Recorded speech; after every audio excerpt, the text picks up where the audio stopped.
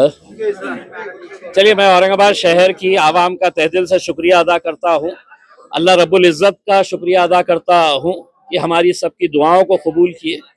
हम हमारे पार्टी के सदर जनाब बैरिस्टर असदुद्दीन अवैसी साहब, अकबरुद्दीन अवैसी साहब, मजलिस के तमाम जिम्मेदारान और इस शहर की वो आवाम जिसने पिछले 10-12 सालों से मजलिस का भरपूर साथ दिया है और उन्हीं की दुआओं, उन्हीं की ताकतों की वजह से आज अल्हम्दुलिल्लाह यहाँ पर हम 30 से ज़्यादा सीटें हासिल कर चुके हैं और इंशाल्लाह हमारा आंकड़ा जो है वो हम 33 सीटें हम जीत रहे हैं।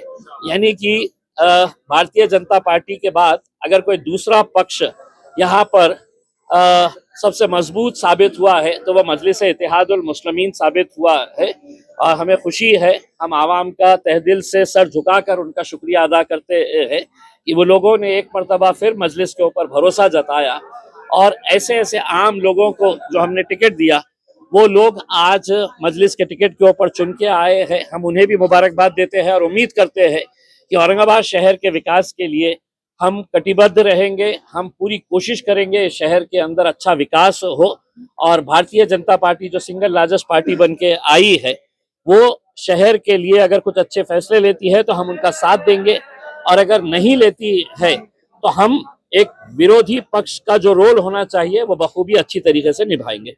बंटवारे में नेताओं ने अपने बच्चों को दिया, सब किया। गुलमंडी जैसे इलाके में देखिए, एक बहुत बड़ा तमाचा ये कह लीजिएगा जूता मारी है उन तमाम सियासी पार्टियों को जिन्होंने अपने रिश्तेदारों को, अपने घर वालों को टिकट दिया। अगर संजय सिरसाट अपने बेटे और बेटी के लिए करोड़ों रुपया खर्च नहीं करता तो शायद उनका बेटा और बेटी भी घर पर बैठते। लेकिन तमाम राजनीतिक पार्टियों के नेताओं ने अपने बेटे को, अपने भाई को, अपने बाप को, अपने बीवी को, अपने बेटी को, हर एक को टिकट दिया। नतीजा क्या हुआ कि लोगों ने एक पैगाम दिया है कि हम सिर्फ गोटियां खेलने के लिए नहीं है, हम सिर्फ है तो चद्दर बिछाने के लिए, शतरंजियां बिछाने के लिए नहीं है, हम भी पार्टी के मजबूत लोग हैं, हमें भी टिकट मिलना चाहिए करके। एमआईएम एक वाहिद पार्टी थी जिसने ना किसी घर वाले को ना किसी रिश्तेदार को दिया। हमने आम लोगों में से लोगों को उठाकर, और जो पार्टी के बारे में हमारे ऊपर इल्जाम लगाते हैं कि एमआईएम जातिवादी पार्टी है, हा?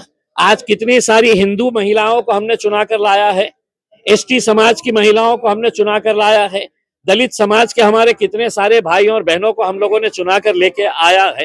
तो ये एक औरंगाबाद शहर की जीत है, हम ये समझते हैं। आपको लगता है कि देखिए, गुलमंडी जैसे इलाके से मजलिस की 2 सीटें जीत कर आ रही है, ये बहुत बड़ी हमारे लिए कामयाबी है।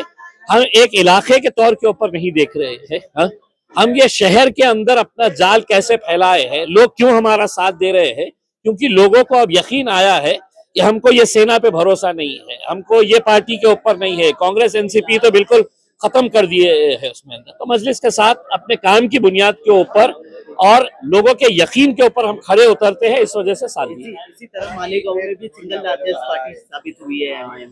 देखिए, आप पूरे महाराष्ट्र के अंदर देखिए कि गोवंडी के अंदर हम लोगों ने 4 सीटें जीते हैं, मुमरा के अंदर हम 5 सीटें जीते हैं, धुलिया में अभी तक हमारे 8 सीटें जीत चुके हैं, अमरावती में 9 सीटें जीते हैं, परभनी में 1 सीट जीते हैं, जालना में 2 सीटें जीते हैं, अकोला में 3 सीटें जीते हैं।